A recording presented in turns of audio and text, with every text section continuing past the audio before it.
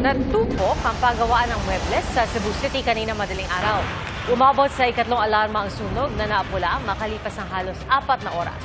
Pahirapan ang pag-apula dahil sa flammable materials sa loob ng paggawaan. Iniimbestigahan pa ang sanhi ng sunog. Nagkasunog rin sa nire-renovate na mini grocery store sa Zamboanga del Sur. Base sa investigasyon ng BFP, may nalaglag na welding rod na aksidenteng dumikit sa trapal at nasunog. Lumaki raw ang apoy nang mahagip nito ang mga panindang gasolina na nasa loob ng bote. Walang nasaktan sa sunog. Mga kapuso, maging una sa saksi. Mag-subscribe sa GMA Integrated News sa YouTube para sa iba't ibang balita.